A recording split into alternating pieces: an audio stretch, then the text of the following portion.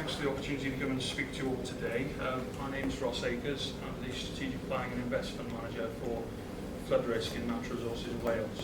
And as part of my role, I also led and wrote the review that NRW did into the events of February 2020 last year. So I've been asked today to come along and provide a bit of an overview, a bit of scene setting really, a bit of a background to the events that I'm sure a lot of you have experienced firsthand to sort of tee things off. So I thought, kind of, what better way in opening things up? Generally, a picture paints 1,000 words. And to go back to some of the images of the events, you can see those around me. Treforest there, huge amount of water coming through the catchment, hitting that bridge in Treforest. Pontypridd, Main Street, terrible flooding through the entirety of the community there. Emergency services, trying to do their best to help people do their job, and perhaps sometimes getting themselves in trouble. All of these photos are from the very near vicinity of where we are today. Garrow, the small sort of row of residential properties at the bottom end of the estate there. Communities trying to help themselves, help each other. Sardis Road in Pontypridd. And I think this is probably something a lot of you experienced firsthand, which is the devastation and the mess that the flooding causes and what's left in the aftermath. It affects both, obviously, families, homes and individuals, but importantly today as we're talking about businesses as well, a lot of disruption I'm sure for many of you. If we touch on then kind of what caused the event and the build up to it, I'll try and move out of the way particularly for this plot on the right hand side, hopefully you can still hear me. If you look at the right hand side there, the left hand side, sorry, there's a plot there from the Met Office which shows February 2020 against the long-term average rainfall. And if you look at the colours at the top of the chart there, the blacks, the pinks and the purples, you can see that some of these areas, particularly around North Wales and the South East Valleys there, are getting 3 to 4 times the monthly average rainfall during February last year. So a really extreme event. The Met Office have come out since the event and said that February 2020 was the wettest February on record in the whole of the UK. So that record goes back to 1862. They've said it was the 5th wettest month of all time in the UK, and it was on the back of the 5th wettest winter that we've ever experienced on record. So important context there as well, that this is falling on kind of saturated ground, a long wet winter, a long period of poor weather, with extreme amounts of rainfall then following that up, and successive weekends in February, because we had 3 major events in February: Storm Ciara, Storm Dennis, Storm Jorge, that came towards the end of the month. If we look at that rainfall in a little bit more detail, on the left-hand side here we've got Storm Ciara, and on the right-hand side Storm Dennis. These are plots which show the total rainfall amount over a 48-hour period at the peak of the events. Storm Ciara clearly affected North Wales quite significantly. There was Conwy and Elwy really impacted at the top there. And if we look at Storm Dennis, really impacted South East Wales. If we look at that in more detail, this is a plot with the river catchments on it as well. And if you look at where the particular hotspots are, the sort of pinks going into the whites, and the whites equaling, we had about 130 mil of rain in those top areas in just 24 hours. Really emptying out over the top end of the Rhondda, and between the Rhondda and the Cynon. Another peak further towards the east over the top of the Ebu, and another really significant peak over the top end of the headwaters of the River Usk.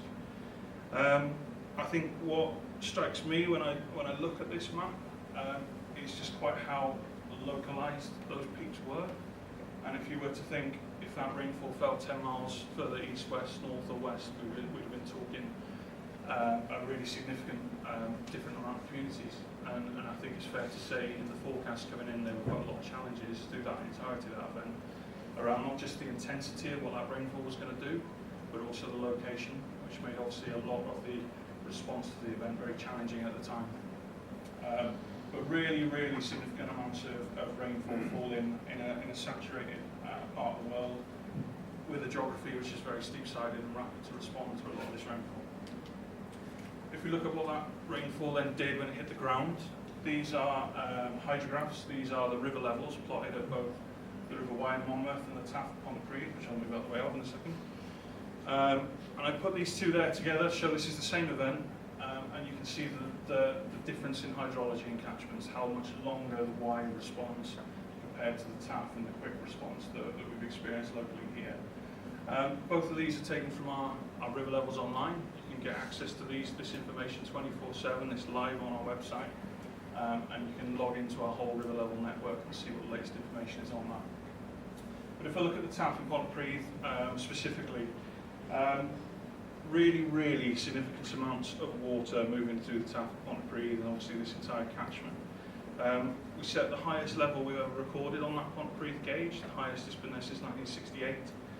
And at the peak, there was 805 cubic metres of water per second moving through Pontypridd. So if you try and put that into perspective, a cubic metre of water is a tonne of water. If you think of a tonne in any other sort of metric, like a tonne bag of sand, 805 of those moving past your eyes every single second at the peak of this event. It's a huge amount of water. And I think you also look at how rapidly that came on. The river rose 4.2 metres in just 22 hours. And that second peak, that last little limb that climbs up in the middle of the graph there, rose in just 6 hours. It went from 400 tonnes of water a second to 800 in just 6 hours. It doubled in flow in 6 hours.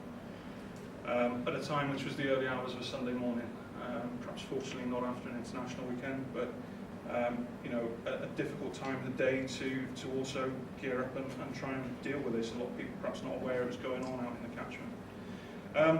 And the statistic we always like to use in these types of things to put it in a framework, that would fill an Olympic swimming pool in just 3 seconds. So I don't know how many people are aware of the size of an Olympic swimming pool, but it would fill an Olympic pool in just under 3 seconds. And I've touched on some of the records. If we take a slightly broader view, this map shows our river level gauges and the network of them we've got across Wales. The red dots on the map show records that were set during the winter of 2019-20. So 27% of our network recorded their highest ever levels in that one winter. And in Storm Dennis alone contributed 22% of our records. So just in one evening, we got over a fifth of our levels network recording records. If we consider a little bit more towards the long term, the blue dots on the map also show areas which we've had records set in the last 10 years. So there's a bit of a nod here that things are getting worse. You know, over half our networks recorded their highest ever level in the last 10 years. A bit more on the records set. Some of the gauges we've got around here locally, you know, highest ever levels at Pontypridd, Merthyr, Treforest, Adaptation. And if you look at the period of time that those gauges have been in place or how long those records have been set, the majority of those records you have to go back 30 to 50 years. The River Wye at Redbrook, which is just outside Monmouth, you go back 84 years on that, highest ever level in 84 years on that station. In regards to impacts, it's a little hard to see on this projector, I think, but in regards to impacts then, clearly this had a devastating effect. Many of you experienced that firsthand. We estimate that over 3,100 properties flooded during February 2020, the vast majority of those during Storm Dennis, which are the blue dots at the bottom of the map. And if we were to look back against the record in regards to a comparable scale flood in terms of impact, we have to go right the way back to 1979. And we haven't seen flooding in Wales of that level of impact in almost 2 generations. It's difficult to put a number on the 1979 floods, but we know that 3,000 properties in Cardiff alone flooded in 1979. Following that event, a huge amount of investment went on into the valleys. A lot of defences were built. A lot of the defences we've got today were built in that period in response to that. And we have done modelling to try and estimate how many homes did benefit from flood defences at the time. We think there's around 19,000 did, but regrettably 3,000 still became flooded due to defences getting overwhelmed or an area that was susceptible to flood risk. But really significant event in the sort of flood risk management history of Wales. And if I try and sort of conclude with a couple of points, I think when we've reviewed this event, you know, we have to recognise that the event itself was massive. I've demonstrated some of the records set during the period. But we were talking about a really extreme amount of rainfall in a very short period over a very wet catchment, hitting the geography of what we've got in the South East Wales area and the South Wales valleys. Very steep-sided catchments, very urbanised area as well. There's very limited areas in the River Taff for this water to go, and that's a really significant contributing factor. There's not much room out there in the catchment for water this scale. We are investigating improvements. We are looking to where we can try and find localised improvements to flood defences and things like that. But I think we have to also recognise that the flood defences can't solve everything. And there's a key theme of today really is it's quite important that everyone has a role to play in this, between the communities themselves, the risk management authorities like ourselves, right the way up to government. Everyone's got a role to play in trying to manage the flood risk issue we face. And when we say flood defences won't solve everything, it's not because of the cost, it's not because of the funding and things like that, it's because there are so many technical challenges of working in areas, particularly like this, that may mean that we can't resolve everything. I think we also need to consider things in the wider context, and these are other floods that have happened in Wales very recently. We've got Storm Callum, which was about 12 months before Storm Dennis at the bottom left-hand side there. We've got the 13-14 storms that impacted the North Wales coast. You know, these things aren't happening in isolation. The whole theme of what we're hearing in the news today is all around COP and climate change and the climate emergency. And we've got to recognise that, unfortunately, things are potentially going to get worse, and we've all got a role to play in that. So in the future, you know, I think from a Natural Resources Wales point of view, you know, we're very aware that there's a full suite of flood risk management tools need to be implemented, and that does include flood defences and flood warnings and trying to control development in flood risk areas. But unfortunately as well, communities and businesses like yourselves also do have a part of that role to play to try and help the picture. And I think as we look more towards the climate emergency, we're going to start learning more and more that adaptation is key in a lot of these areas. But having said that, I'll finish on the point that, you know, we're incredibly keen to continue working with the communities and people like yourselves. You know, we want to work with you to try and find solutions and try and find ways of reducing these problems. But I think, much like the floods of the 1970s, we probably need to regard what happened last February as a bit of a pivotal point in time about how we consider flood risk in Wales. The response in the 70s was very much to try and build our way out of it. We're probably not at that luxury now, with the technical solutions we have, to just really be able to solve everything with flood defences going forward. So, thank you everybody. I think I'm going to pass over to Gareth, who's going to introduce some of the slides from Watertight.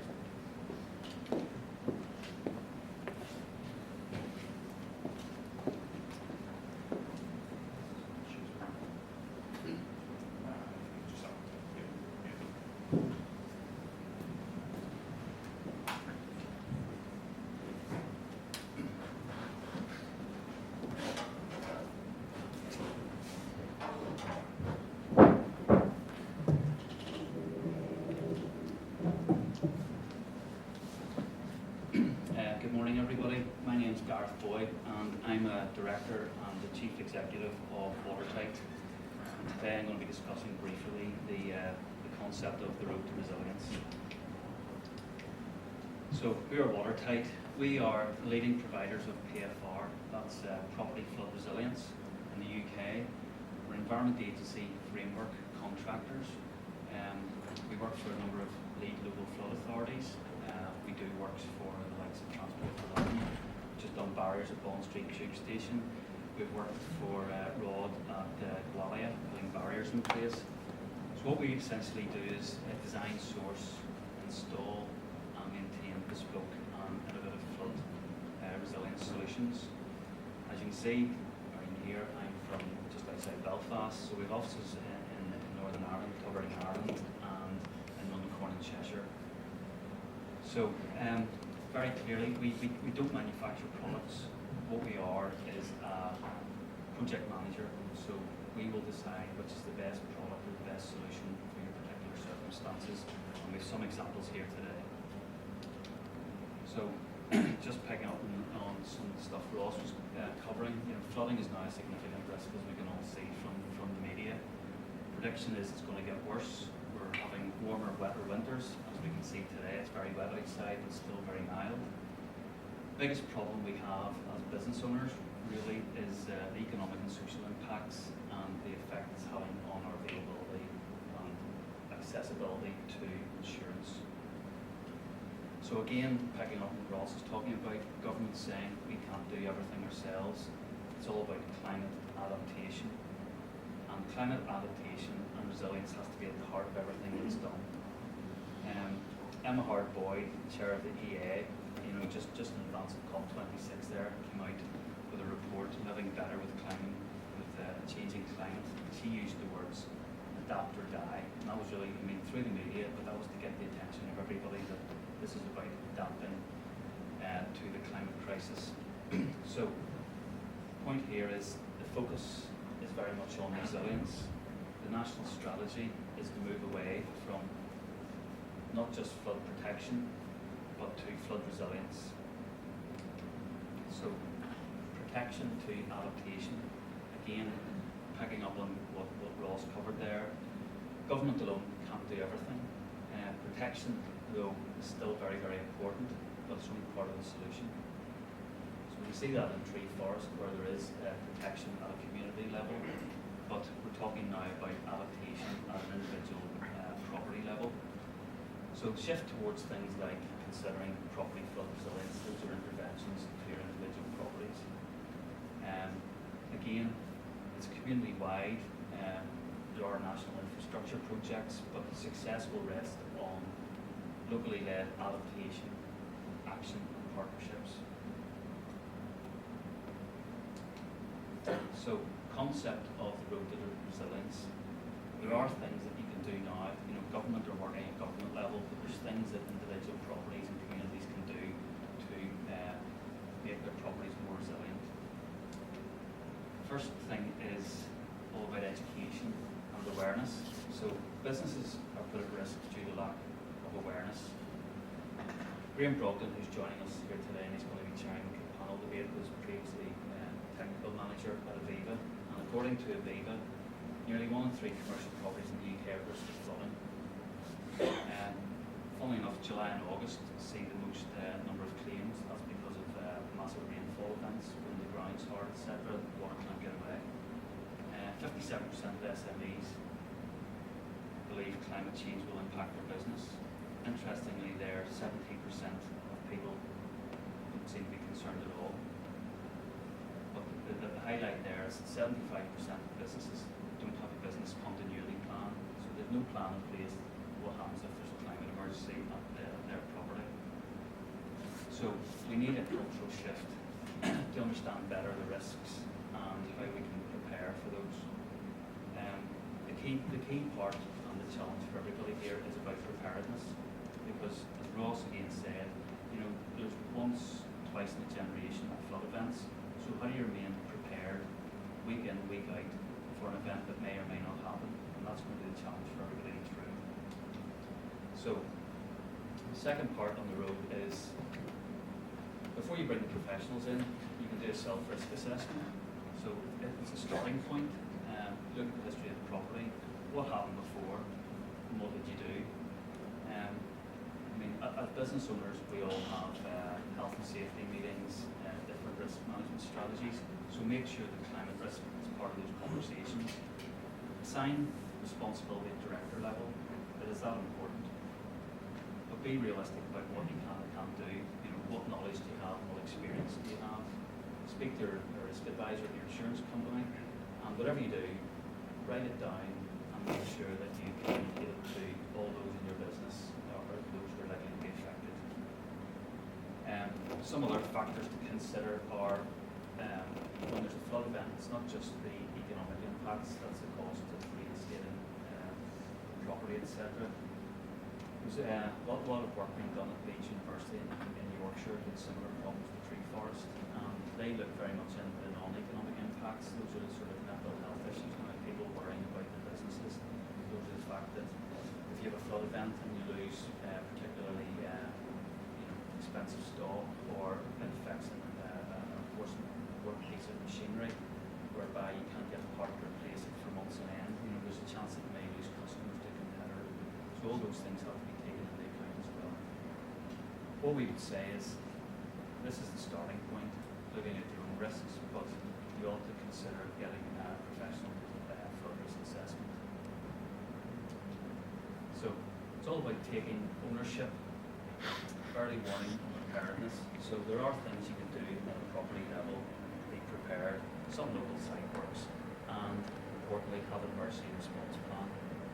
So preparedness, concept of preparedness is not knowing what to do and when to do it. So talk about the 3 Ps, that is plan, prepare and practice. So when it comes to flooding, the best thing you can have, the earlier you have a warning, the better. So there's warnings in place for rivers, but surface water, that's after extreme rainfall events, that's one of the most challenging things we might have. So we're working with a company, Treforest, Jonathan Jackson, the CEO, is due to be here today. He's had some travel difficulties getting here, but he'll be here later on today. Treforest are a spin out from Loughborough University, so they have created the first early warning system for surface water flooding. And what they can do is, to a 25-metre square grid anywhere on the planet, they can give you a bespoke warning for surface water flooding. It's not just for surface water, they will bring in the other warnings for rivers, etc. as well. So as a business owner, you can get your own bespoke flood warning. So there's no point in having that flood warning if you don't have a plan, if you're not going to know what to do when the warning comes. So it's very important that you have what we call a FERP, a flood emergency response plan. You need to look at your flood insurance, what you have, what's included and what's not included. And if you have any measures in place, like barriers, etc., you have to make sure that those are maintained. If people know what to do with them, you might put them in place. You may also, so this is something you can do as an individual organisation, but you may also want to do this as part of a wider community event where some weekend there's an event that happens and you pretend that there's going to be a flood and everybody comes together to put their defences in place. So all of this is a bit like having a fire safety plan. And again, just to reiterate at the bottom, it's all about preparedness, how you remain in the state of being prepared for something that may or may not happen. So this is the flood hierarchy. At the very bottom, your options are to do nothing. Not much better than doing nothing are sandbags. Sandbags, you see the army coming in and filling sandbags, but sandbags aren't very, they don't really work. They're environmentally unfriendly as well. They're a real mess. So the top 3 pieces on the hierarchy, the top 2 are really things that the government or the local authorities or at community level. So that's your traditional flood defence schemes and perhaps temporary barriers. But you as an individual property owner or a business owner maybe don't have the opportunity to have any control over those. So the bit that you can control is the bit there in the middle, property level protection. So that's where you can do things to adapt your property to complement the top 2 things that we provided. So that's very much what we have here in Treforest. Is there is a community-wide scheme which provides protection up to 100-year event, but beyond that, you want to be looking at other measures to protect your individual properties. So we talked about self-risk assessment. At some stage, you're going to have to bring in professionals who. So the first thing you can do, if people phone our office and say, I'd like some flood barriers or I'd like X, Y, and Z, the first thing we would say is, have you had a flood risk assessment done? Because a flood risk assessment done is a professional coming in to look at that flood risk. So what they do is they look at the source, the pathway, and the sector. So the source is, where does the flooding come from? The pathway is, how does it get to your property? And the receptor is, how does it actually get into the property? So a company like JDA, here with us today with Beth, they provide flood risk assessments. So they'll go to site, they'll take information that's publicly available on risk profile, and then they'll look at the individual property, the structure of the property as well. And what you will end up with is a report, a bespoke report, that's your report. You can take this report to anybody, not just to Watertight, anybody you like, including your insurance company, to show that you have taken the first steps to looking at your flood risk. So, like JBA as well, what they can do is they can assist you to create a flood emergency response plan. So, a flood risk assessment is very much the first thing you should be thinking about before you go on to put any measures in place. The key part from us in Watertight, when we get a flood risk assessment through from you or anyone as a client, would be to look at the recommendations, because they make recommendations for resistance measures and recoverability measures, which I'm going to cover in a second. So that would be our starting point.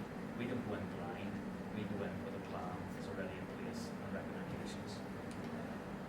So I've discussed property flood resilience, PFR. So this is really resilience being built into individual properties. It's really designed to allow people to live with the risk of flooding.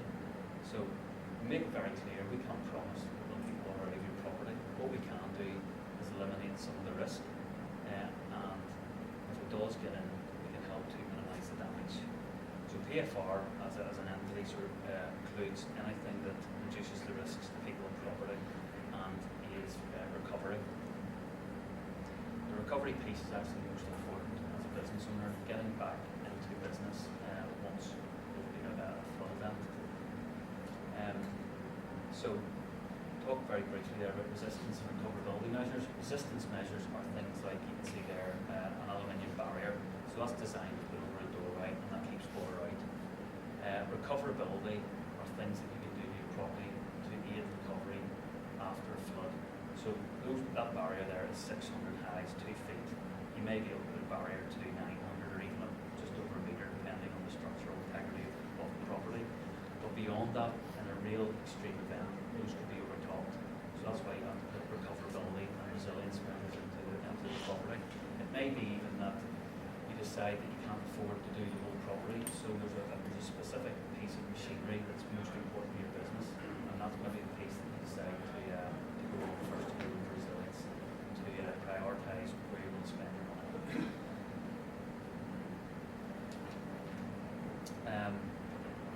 Industry code of practice, both ourselves, JBA. If you're going to seek professional help, make sure that the people that you're seeking help from work with the PFR, the industry code of practice. This was designed to bring standards to the industry. There's 6 standards, 3 overriding principles. It was developed by the DEFRA PFR Roundtable under the chair of Graham Brogdon. Peter May from JBA, he sat on the steering committee. It was released in February 2020, coincidentally the same time as the storms that we had here in Wales. It's funded by Aviva and the 4 regional governments. So make sure that whoever you engage talks about the code of practice. So the final piece of our road to resilience then, so we've gone through education, some self-risk assessment, taking some ownership via early warning and a plan, getting professional risk assessment done, talk about PFR, the physical measures you've put in place. So the last piece of it is really to review and renew. So stage 6 of the code of practice talks about operational maintenance. So once everything's put in place, it's about remaining in this state of preparedness, having your plan, knowing what to do, making sure barriers or whatever you have in place are well maintained and accessible. So, not to bore you, but again comes back to preparedness, big challenge. So we're talking about get a plan, prepare for it, make sure you practice. If there is an event, step back, evaluate what happened, respond to it, learn from it, and then go round again, plan again, prepare, practice, go round and round and round. Last bit there, Bev Adams, she's the head of catastrophe resilience at Marsh. Marsh is one of the biggest insurance companies in the world. So she describes, and again this is about bringing realistic conversations to what we're doing here. She describes success as, it's not about promising to keep going around the property. Success is flooding on Friday, back to work on Monday. So there's an event on a Friday. Yes, you're going to have a very unpleasant weekend. There's going to be lots of hassle, disgusting stuff to tidy up, etc. But you can get back to business on the morning. Okay. So just to conclude, today is really what you can do as an individual property or business owner to adapt, prepare for. It's inevitable. The climate's changing. It's all about taking control over your circumstances. All this is evolving very fast. There are no silver bullets. Even if you have an unlimited amount of money and you said to us, I want to spend £1 million on that building, you're still not guaranteed that an insurance company is going to come along and give you insurance. The insurance industry are very much looking to see evidence that these things work. They want to see that business and property owners are learning how to manage the risks and seeing evidence of good behaviours. So the concept here is about self-insurance. So when we talk about self-insurance, this is things that you can do to help yourself, whether it's getting early warning, this bespoke early warning for surface water, which will include all the other kind of warnings that you need. Having your plan in place, having some measures in place. So, just to conclude then, road resilience needs to start as soon as possible, and we're here all day if you want to talk to us about it. Okay, thank you very much.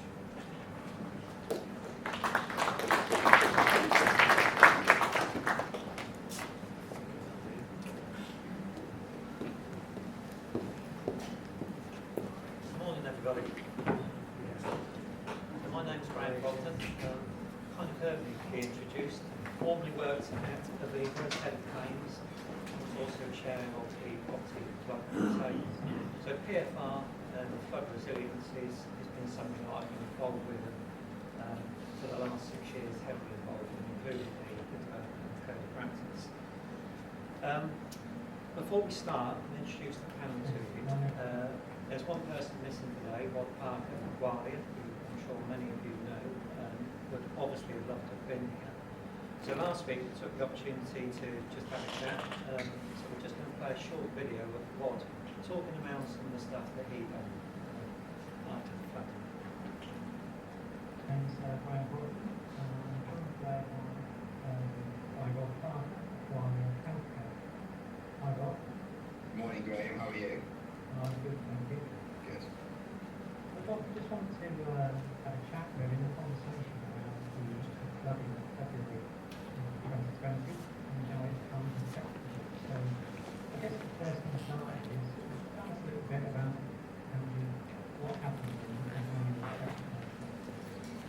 Well, the flood came through the whole of our site, so every single part of our building and every part was affected by the flood, from anything from a foot up to nearly a metre, depending on the height of the site and whereabouts it was.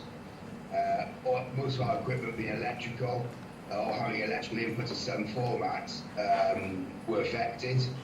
Our warehouse was wiped out with £750,000 worth of stock in there as well. So it really did affect us overnight, instantaneously. And how long were you disrupted for? How long were you out of the building? Well, we weren't out of the building at all. We were disrupted, and we did obviously stop manufacturing. It took us to get the site clean, ready for manufacturing. It took us 4 to 6 weeks of working around the clock with external decontamination teams. And then our first machines went in production within that same period, but only a very small handful that had been refurbished short term to get us back into some type of normality for some of our customers.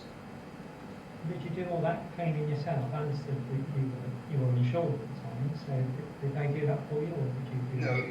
we were fortunate enough to be insured fully, so we had a company called Belfer come in and do the industrial cleaning, albeit all our team came in once the site had been assessed for contamination and risk, they were given the necessary PPE and came in and helped with the clean-up process.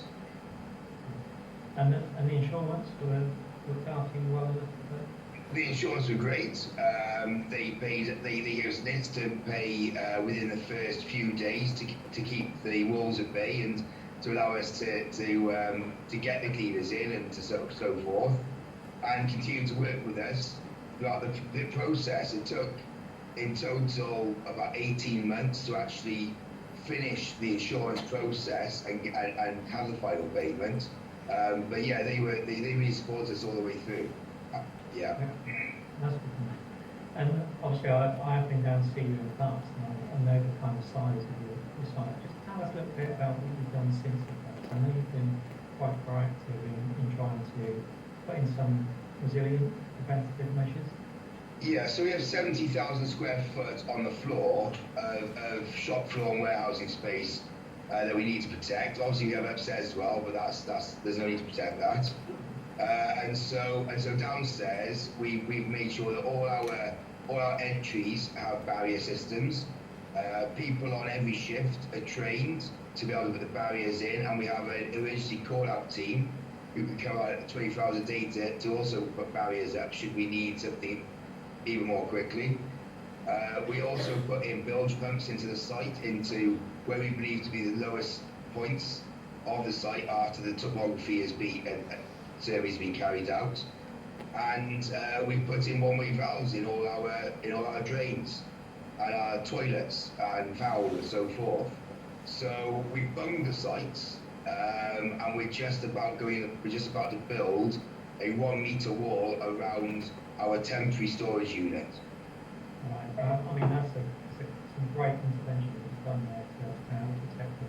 And have you had to test any of this yet? Have you suffered any flooding since? Well, fortunately not, but this weekend we did put the flood defences up because the river did go into the red zone, albeit it was nowhere near breaking the banks. It was a good exercise for the team for me to call the team and give them the red light to deploy the services, all the barriers there. But we've also raised our electrical cabinets off the floor, all wherever possible, all electrical and all tooling and all storage has been raised to that 0.9 metre off the floor. And it's great to hear that you've got a team that goes out and puts it in, because often that's where it can fail. You've got all the measurements, but if it comes at the weekend and no one's there, then those defences aren't in place. But it sounds like you've got that covered. We have added complications because we run 24/5. Right. You need to have fire exits available for people as well to run out. So, I mean, that's great. And you obviously have flood alerts. You get flood alerts, do you? We do. Yeah. So what's your insurance situation now? Since that flood? Well, for flood, we have to self-insure now, which is why we've spent somewhere in the region of 160 to 180,000 pounds so far on flood defences and other mechanisms to protect our investments and our properties against flood. And that's not just on our own properties, but on rental properties we have on the estate as well. Okay, great. So, but can you don't get flood cover, I understand, through your insurer anymore. You kind of No, well, I could. It all depends on how much you're willing to pay. You can insurance for anything if you're willing to pay enough. Yeah. We looked at how much we were being quoted, and we decided that we would put that amount into a bank every year and self-insure against flood, knowing that within 4 years we'd actually have enough money in our bank account to be able to recover from a minor flood should our defences hold out. And that's the brilliant approach when you look at if it's getting too expensive to get insurance to do it in that respect, which is fantastic. Okay, so what would you say is the biggest impact for you then, after the flood? Obviously you've had financial impact, you've lost some business, but what's the biggest sort of impact that you would say? Well, it's just the pure time to recover from the disaster. I can only imagine how much harder it would have been without the insurance I had at the time and without the knowledge I now have. So going forward, if we were to have another flood, I now have a lot greater knowledge and be able to deal with that disaster. I'll be able to trim costs and, I believe, turn it around for significantly less cost than what it did the first time. But that's down to the fact that we've learned from our lessons and we managed to now implement such things such as barriers, such as one-way valves, get rid of all the low-level vents, and put in bilge pumps, and understand the topography of our site as well to best protect it from a near disaster again. I think that's a fantastic example of taking on the lessons learned from the effect and actually putting measures in place to make sure that you don't get impacted in the same way in the future, which is a great example, I think, to a lot of people out there. So, thank you. Brilliant. Well, thanks for your time, Mark. It's been very useful, and hope to see you again soon. No problem. Thank you for your time. Cheers, Graham. All the best. Take care. Bye-bye. Okay, so I'm sure many of you already knew that story, but it is a really good example of taking on the initiative of self-insuring, which is not ideal.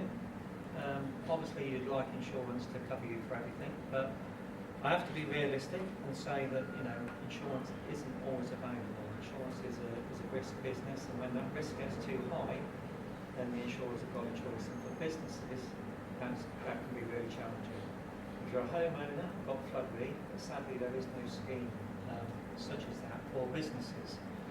So taking some of these lessons, listening what goes on today, reducing the risk as much as you can, even if you've not been flooded but you're at risk of flooding, doing some of the measures to try and reduce that risk will help. I'm not going to stand here and say that we'll get you insurance, because I can't. Every circumstance is different and every insurer is different. But Gareth mentioned risk managers, and what I would encourage you is, if you are having trouble, is invite a risk manager down. If you take the measures, invite them down to our unit. And that's the advice I gave to Rod. To say, get him down and see what he's done, because he really has made a difference to his business. So we're never going to prevent it. I mean, that's the thing, we're not going to prevent it. So on that note, we've got a good panel here today, an expert panel that's going to cover all these topics, and we're just going to have a bit of a discussion. So I'd like to introduce the panel up, please. If the panel can come and take a seat and get them to introduce yourselves.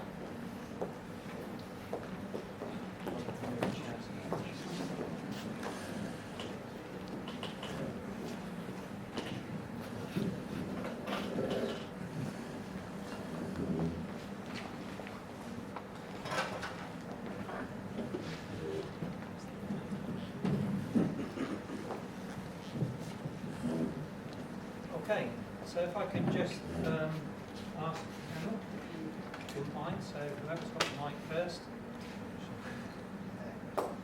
just give yourself an introduction. Good morning, my name is Mark Harrismith, and I'm Director at Watertight. Morning, my name is James Nicholas, Regional Manager for the South-West of Mileway, one of the largest landlords on Treforest. Hi everyone, my name is Beth Jones and I'm here from JBA Consulting in recently today. Morning everyone again, my name is Ross Akers. I work at a national level in Natural Resources Wales with oversight of our work programmes, but obviously also flood risk policy and trying to influence Welsh government. I'm Jonathan Jackson, CEO of Elizabeth, later on, and we do the flood reviews. Good morning, I'm Tim Jones. I work at Natural Resources Wales, and I'm a flood risk manager. So I work at an operational level, so I work locally, whereas Ross does the national stuff. Hold on to that, so I'll probably come to you first, if that's okay.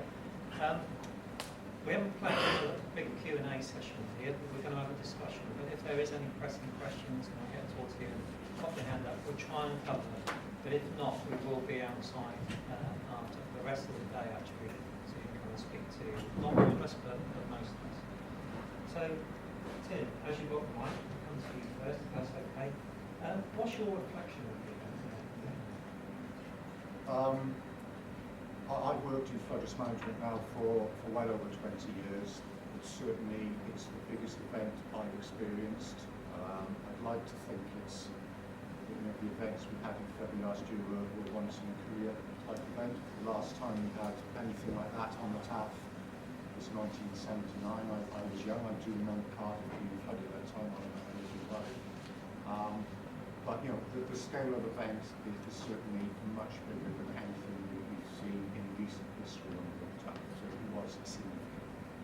And any plans been prepared for it, or did it take?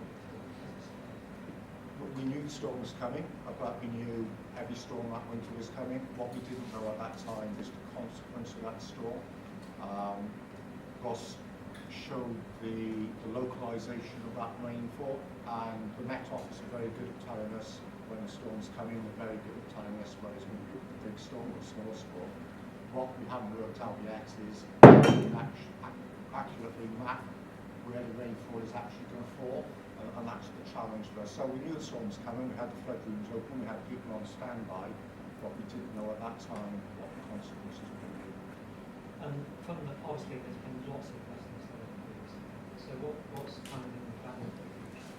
I mean, so we've made some very early changes within NRW and some of the processes around flood warning particularly. That was very challenging. Our systems for issuing flood warnings had never ever been tested to that extreme, and there were a few shortcomings which we identified some quick wins on that, and some monitoring work to be done on that. What else we're doing is we are modelling the river Taff and the whole catchment. The river Taff is a fairly unique catchment. It's got development across the floodplain, near enough from the top all the way down to where it meets the sea. And that's really challenging in trying to consider how you're going to address flooding in the future. Again, Ross mentioned making space for water. The trouble is we filled a lot of that space through development, housing, businesses. So we're doing some modelling across the catchment now to try and have a look at what interventions could happen. Because of the continuity between communities through the catchment, whatever you do in one area is going to have an impact on another. So, for example, Treforest business estate, if you take all of the water that went into that business estate, put it back into the river, that's obviously going to have an impact downstream in that Garrow, Taffsfire, and the Cardiff. So, what we are trying to do is understand where the low points are on the rivers, what the impacts would be if we try and fill some of those, where will the water go, and we're trying to look at a long-term strategy for how we can manage water through the catchment. There will be, I think, some defences to build. A lot of it will be around adaptation, which we've had a presentation on. I think the key message for me is you can only build so much. There's very limited space within the catchment to raise defences, build new defences. Your properties right up against the edge of the river. So, we're not going to be able to build defences across all of those rivers to reduce the risk. And again, the key message here, I guess, is it will reduce the risk. Whatever you build, there will be a bigger storm at some time in the future, and there's a risk that any defences or any measures you put in place can be overwhelmed. Yeah, and I think going back to Emma Howard Boyd's statement she made in the press at the panel, it is this blend, this blended.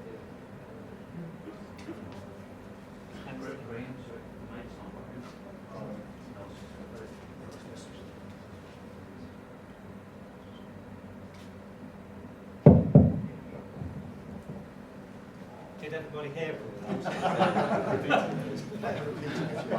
There's any pertinent points. Did you manage to pick that up? Because otherwise we will cover the pertinent points. It's working now. Beth, I'm going to come to you because we're talking about risk management now. And I just wanted to get your view on what a good risk assessment looks like. So if people are considering having a risk assessment, what are they going to get from JVA? So if you were to come to JVA for a risk assessment, we'd be able to use the available data. So really great to hear that there's updated modelling for the area, because that just really helps us to build a better picture of how that building or how the property is going to be affected. And through that assessment, we can look at the flood outlines. We can look at how it approaches the property. At what point it would become a risk, and then we can look at suggesting recommendations for protection measures. We've discussed loads of times today that we can't stop flooding, but it's about mitigating that risk and trying to improve the situation so that we learn from it and we can be better prepared for the future. It might also identify that you would need an emergency plan. So at what point would you need to activate that plan? Looking at linking in with alarm systems and flood warnings and things that you would be receiving, and then we can build that picture and try and just improve things for the future then. Thank you, Beth. Just pass the mic to James. I just want to ask James, from your point of view, James, you've obviously been a big property owner around the site and you've got people that have been impacted. What have you seen? What's the impact been on some of your tenants and the ongoing issues that you've seen? I took the sort of stance of looking at back at my day book from the week of the event in February, and it was quite clear at the time that realization that there was all this work to be done in that first week, all the decontamination, all the cleaning, etc. But importantly, how much the businesses on the estate were disrupted. What was quite comforting though was how resilient those businesses were. So some were less impacted and could get on quite quickly back into their units, clean out their units and move on their business. Others were severely disrupted and took a lot longer time to get back up and running. We had in the order of 70 claims across the estate, so you had 70 different stories of what had happened, 70 different strategies and how that business was going to get back up and running, 70 different plans for reinstatement of the buildings, and I remember thinking to myself, I must be the worst person impacted by the business at the time, by the flood at the time. And then I spoke to Rod Parker and then understood that how everything's different. I might have won in terms of volume of individual claims, but in terms of the individual on the businesses, every business has a different story. And I also reconciled it with the thought that if I've got this disruption in my business, I'm just thinking about the residents of the borough and the ones that were obviously wiped out of their homes and had to be relocated, lost belongings, and you sort of reconcile the whole piece and brings you back to reality. I think in terms of us as a business, again, we taking back to before the flood, Treforest is our largest asset in the region, and it's been traded quite regularly for the last 10 to 15 years, and we felt that most previous owners had not really invested in the location, particularly around T-Tarv and the proposals for the relocation of the train station to behind that building. We've got a very much a different approach, and we want to invest long term. So we were looking at various options for the redevelopment, refurbishment, redevelopment, repurposing of buildings around that location. But obviously with the floods hitting and then the subsequent issues with COVID, we've seen a lot of the businesses leave the estate, a lot of the larger businesses, and so we found ourselves in a sort of a time of reflection and what do we do next. We are a long-term investor. We remain wholeheartedly committed to the estate and really want to invest more of our money into the location, but until we have some resolution on the flooding, it's very difficult to do that. And what we've seen probably over the last 12 to 18 months, again trying to take out the COVID issue, because I think that's had an impact on the market as well, is that Treforest remains a very, very popular location. It's probably, if not the best, one of the best employment industrial locations in South Wales. Our existing tenant base have, by one means or another, been able to continue to work through these challenging times, and have dealt with the issues surrounding the flood. But what we're finding with trying to attract new occupiers to the estate is that they continue to have continue to come to the estate, look at the buildings, but when they then investigate into the contents insurance and business interruption insurance, there is a gap in that market, and that can put them off if they. It might not be the same for some of the larger national businesses who can take a more spread view of risk across the UK rather than just a specific site, but anybody that's local or regional, potentially with a limited appetite for risk.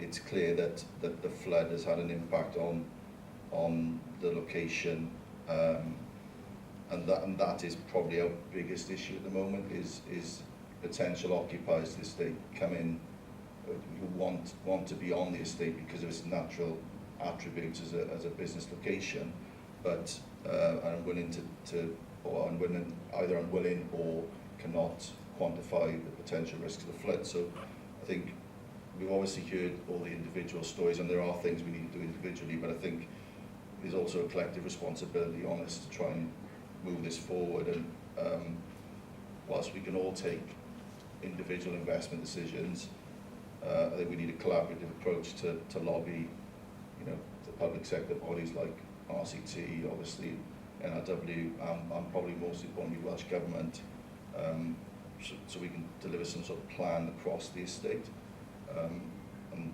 hopefully this is the first step to delivering that. So how big is the problem with the people that you've left? How many have you lost? We lost a small number of office occupiers, but again that's probably tied down to partly to COVID as well. But then I think obviously we had Evans Harshaw across the road from our office, and I think every indication was that they were going to stay, and they were quite a big employer in terms of the car sales that they did from the estate. But when they reviewed their nationwide insurance premiums and policies across the UK, they found that they had a number of sites in similar high-risk areas, so they decided to close the particular site in Treforest, and they reconciled or consolidated into the sites in Merthyr and Cardiff. SSE were in the building, albeit that we understood they potentially were relocating to Cardiff Gate anyway, so that potentially was on the cards anyway. But other than that, as I said, if you take out the sort of what I would call the old industrial buildings around T-Tarf, the office accommodation and the retail block, I think we've only got one vacant unit across the estate, and that just shows the sort of the strength of the estate as a whole. So those that have stayed and carried on trading, what's their insurance position? Is that a big issue for you? I think it is, because they, from a insurance reinstatement perspective, which we arrange, that's fine. So should another event ever occur, then obviously our policy covers them for the reinstatement works. The issue comes to trying to where you have businesses that have got renewals on contents and business interruption. I think that's the challenge is, and we've been trying to help where we can, because we obviously can't insure those risks, because that's not our responsibility. But what we try to do is so a number of tenants have looked at the watertight and flood resilient proposition. So where we can, we provide some financial assistance, rent-free, etc., where possible. But it's undoubtedly the biggest area of concern, I would think, across the estate. So is there an appetite within those businesses to Is there an appetite within those businesses to make themselves resilient? I think I would. That would be my understanding of it. Definitely, it's obviously at the end of the day, as I think everyone has said, it's down to pound, shilling, and pence, and how much these things cost. But no doubt the disruption of an event like the flood that occurred in February last year, then any business would be wise to consider those options. Thanks, James. On that note, Mark, talking of protection, you're the expert here today. What's your advice? I think the key thing that we have to realise is that we're never going to guarantee that you're not going to be flooded. We have to make yourself resilient to flooding. I've sat with James in his office and we looked at the office building and decided, yes, there's things that we can protect. Going back to Rod and his structure, there's lots of things we can't protect because of the structure of his building, so then we'll look at asset protection. Is there something we can do to just reduce his risk within that building? Yes, we can go in down the road of barriers, air brakes, no return valves to stop the backflow of water coming back up from the drains and through the main structural openings, etc. But that is not always going to be the answer. Again, when we said looking at a flood action plan, there might be things that you can move and get out of the way, and then we can look at the early warning that Jonathan will discuss as well, which will give you time to plan that going forward. Excellent. Thank you, Johnson. I'm going to get the mic.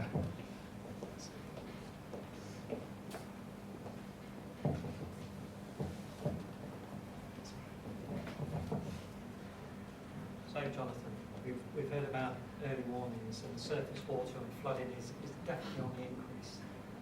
What's new in technology? Yeah, so I guess one of the first things just to do is maybe explain what surface water flooding is. I think most people understand coastal flood and river flood, but surface water is maybe something which needs a bit of explanation. The simple explanation is it's caused when the volume of rain falling overwhelms the ground's ability to absorb it. So I think there's been some earlier comments around urbanisation and development, etc. So that will create a surface water flood, and there's a whole range of different factors which come into play. So from a technology point of view, to Graham's point, is that flood warnings are being proven to be a major benefit.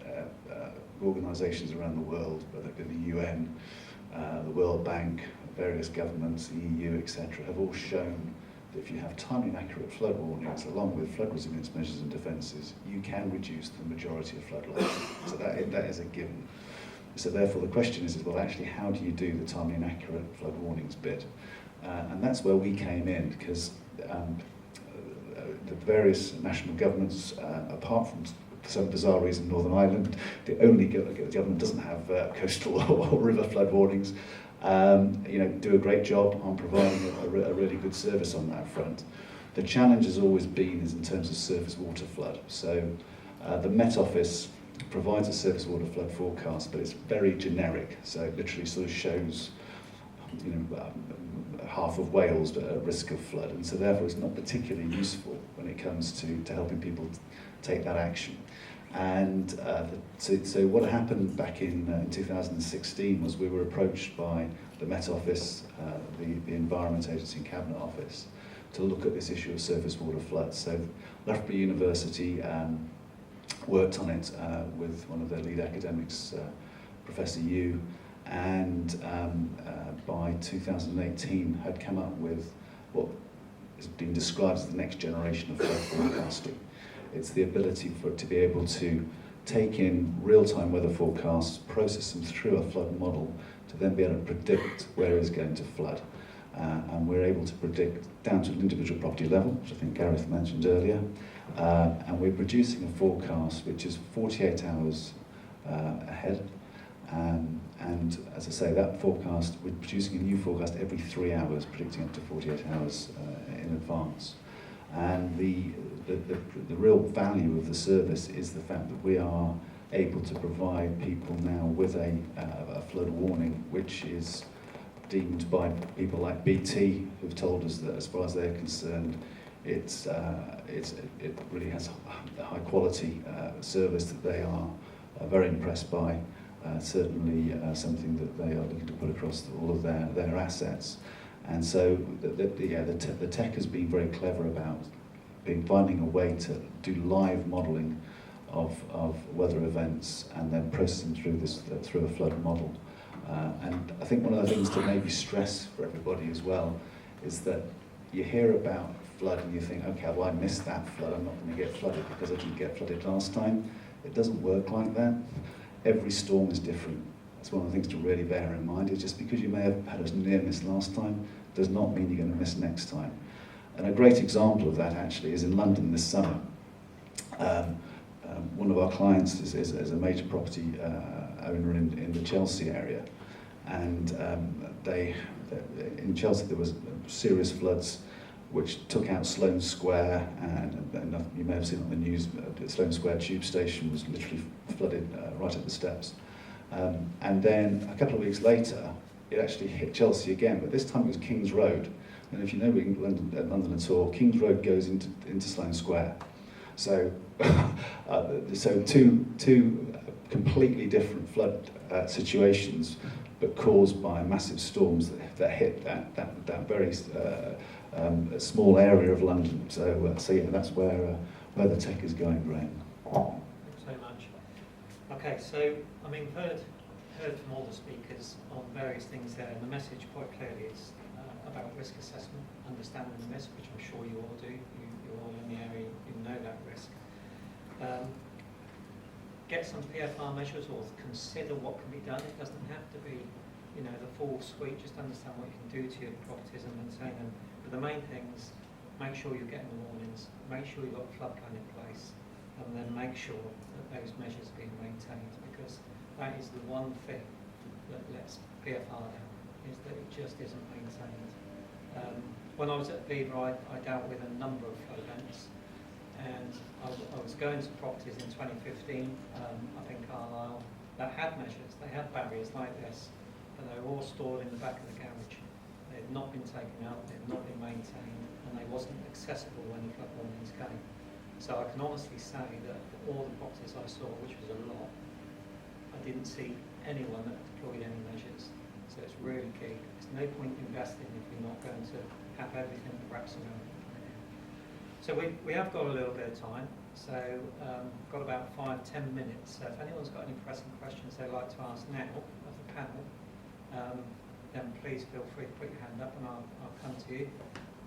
Otherwise, we will be outside all afternoon if you want to come and speak to us on any of the things you've heard.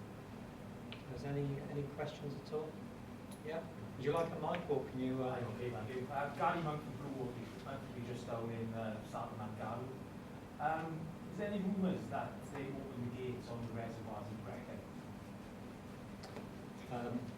I'm afraid. That's for you to... There's lots of rumours that they open the floodgates of the reservoir, but there's no truth in them. There is no mechanism to open any floodgates at the reservoirs. What happened during Dennis was the reservoirs filled, they overspilled. So you had whatever water was coming in the top end of the reservoir simply passing through, and it was the sheer volume of rain. We've had information from Welsh Water on all of their reservoirs, and you know, we've checked, there were no releases made. There's similar rumours for every area you've got a flooded. Usk Town, for example, they're suggesting there were gates opened there, Crickhowell another one, but there are no floodgates that are opened. So forward thinking, wouldn't Welsh Water come into the winter, lower the levels of the reservoirs, potentially stop? Yeah. The reservoirs are built to provide water for public consumption. And at the moment, most reservoirs do not have any flood risk management plan for them. But that is a discussion that's going on between government, NRW and the water companies to see if there is capacity to do that. The challenge would be climate change is predicting drier summers as well as wetter winters. So you've got to balance water supply with flood risk, and that's really difficult to do. But it's a discussion that's ongoing. What the outcome of that will be, I'm not sure, but it's certainly it's been highlighted. Yeah. Same question.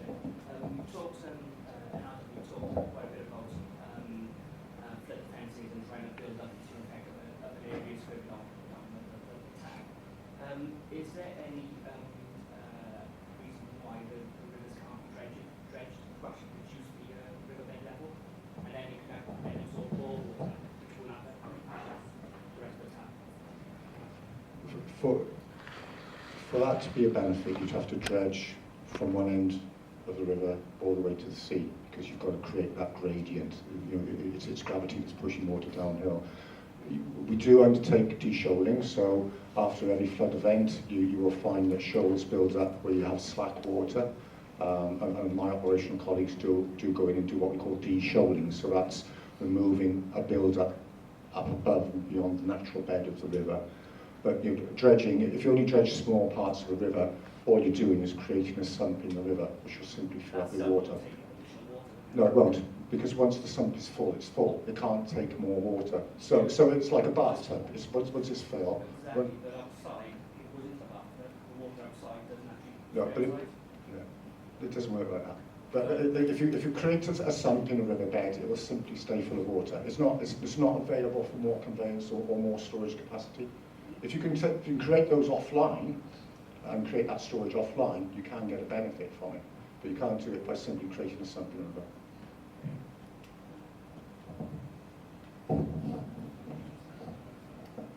Hi, Natalie Rees, Transport Wales. So I suppose I got a comment first and then a question. So we talked about the impact on businesses, how businesses address it, but it feels very individual, and I think this has to be a collaborative response because there's a risk of knock-on impact. So Rod's wall, for example, has he looked at how that might impact another business? Has he spoken to businesses surrounding him and whether that impact? And then the risk to the infrastructure. So we haven't really talked about people travelling to the site. So it's great if your business is protected, but if people can't get to the business to work, for example, that impact is still there. So we saw the loss of active travel networks, roads, rail, everything during Storm Dennis. And then, so the question is really, and I suppose it's to James really, as a big property owner, is are you looking at natural flood management solutions, things like rain gardens and sustainable urban drainage, to address that surface water flooding? It's taking up that hard standing and putting in something more natural that can prevent that flood event from happening. It's not just protecting individual businesses, but the infrastructure surrounding it as well. I think it's no. Can everyone hear me? Or yeah. I think although we own a large portion of the state, we don't control everything, so it's very difficult to have an overarching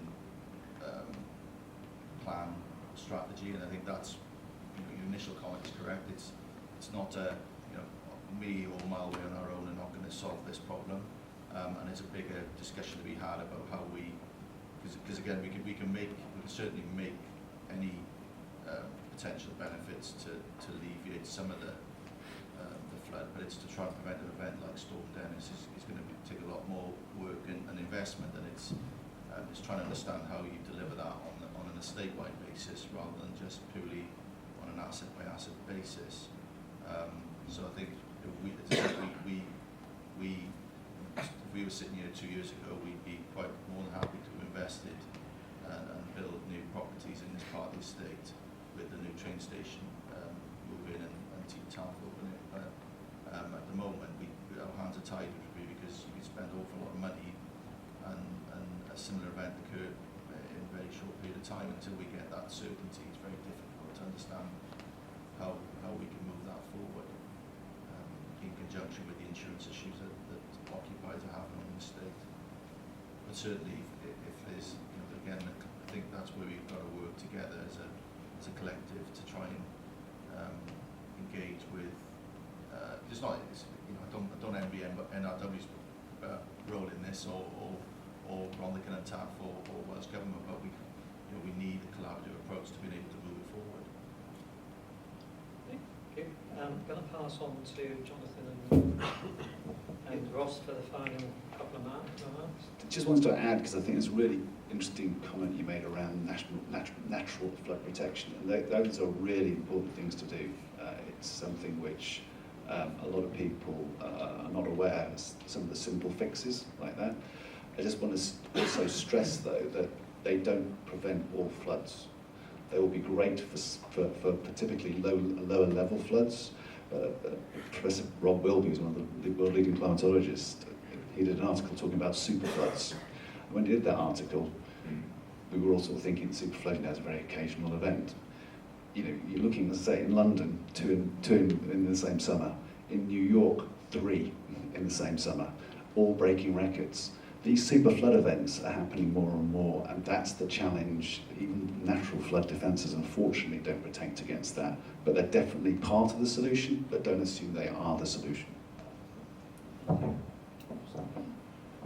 Yeah, perhaps just to conclude things to some extent, I think we've talked about some of the findings we found through the flood review work we've done. And Tim's touched earlier on some of the lessons we've learned, and we certainly did have sort of capacity limitations and issues with some of our systems and tools, like flood warnings.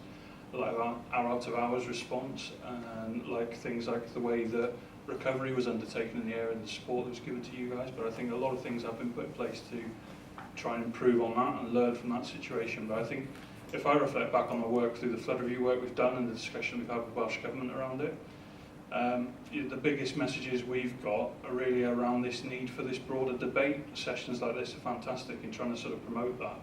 In there's this concept of kind of level of service, or kind of the level of risk people are willing to accept and live with and work with. And I think that discussion works at community level, talking to you guys around what can be done at community level, but also what level of risk we perhaps can accept and what we can adapt to. But also, you know, part of my role particularly is working very strongly with, say, Welsh Government around what level of service politicians and the government want us to deliver on your behalf. Because I think, you know, there's a level of public expectation from what should happen from government agencies and other risk management authorities and what should be dealt with. There's possibly a reality then around what the sort of funding and capacity we've got to be able to deal with that. And I think we need to have that conversation, particularly with government, about how we try and balance that, because as I say, there's many tools in the jigsaw, many tools in the toolbox rather, and we've all got a role to play within it. But I think this level of service and being able to understand what the limits of what we're able to do is really important, and a bit of a theme today, I think, really around the need for adaptation going forward. Okay, thank you very much. I'm afraid we've run out of time. Like I say, we will be outside for the rest of the afternoon if you'd like to come and ask any further questions. Okay.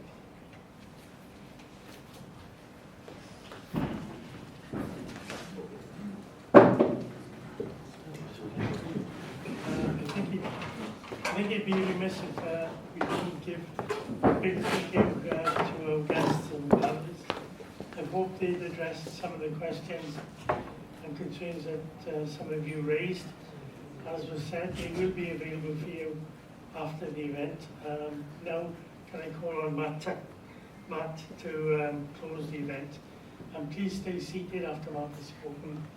Simon Gale from Watertight to begin the short update. Thank you.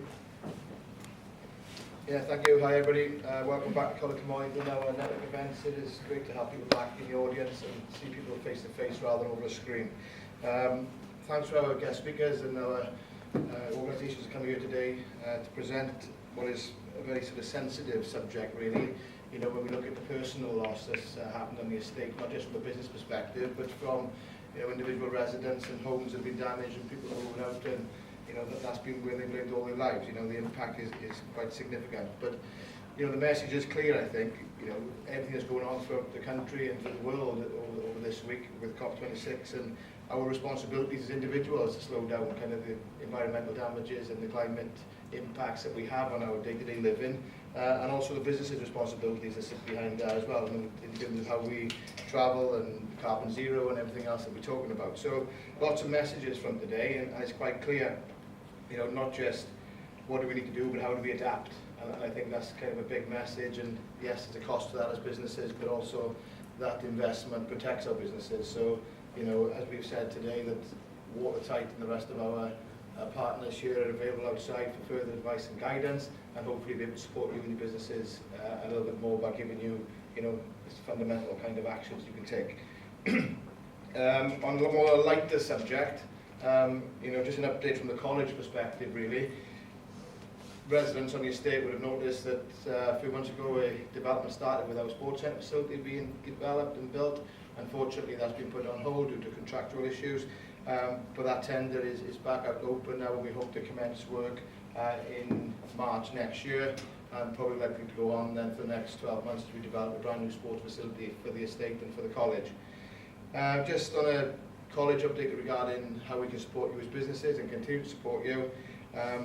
The team will be here for the rest of the morning. We can provide advice and guidance around some of probably the other priorities, and that's skills, upskilling and recruitment. You know, we're all facing huge recruitment concerns at the moment, and fortunately as a college sat on the estate, we sat on your biggest resource, which is people, people looking for jobs, people looking for opportunities. So please engage with us so we can give you some more information around our training programs, our funding pathways, and it may be just how we can support you with your future recruitment needs as well. So thanks for attending. I'd probably like to say the buffet or the breakfast is open, but Oh, sorry, there's Simon before me, I believe, isn't it? After me, yeah. Yeah, Simon, sorry, Simon. Thank you very much. Great to see everyone again. And thanks to Matthew and the college for hosting us. A completely non-flooded related item. You will see arriving in your email inboxes over the next few days an email from us around broadband provision on the estate. We've been doing a bit of work with Openreach and BT, and it appears at a high level that the estate is what they call a white spot. In effect, is under provided in terms of broadband provision, particularly broadband speed. What we'd like to do is send a survey out to you, which we'll do in the next couple of days, try to get your experience and understanding a lot more on a fine detail level of broadband provision in the area. So understanding, have you upgraded yourself and done that privately in terms of fibre, super fast? What broadband provision do you need? Are you experiencing difficulties? What impact is it having on your businesses? And if we could make the case for further investment in broadband for the estate, what would it mean for your business? How could you take it to the next level? So the more support we get from you and the better detail and evidence, clearly we can build a better case then for future investment and further investment in broadband infrastructure for the estate. So thanks very much.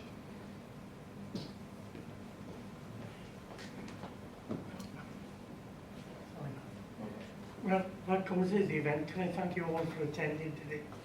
I'm sure there's going to be a stampede, the bacon rolls and maybe that extra cup of coffee. But once again, thanks for attending and we'll see you in the future. Thank you.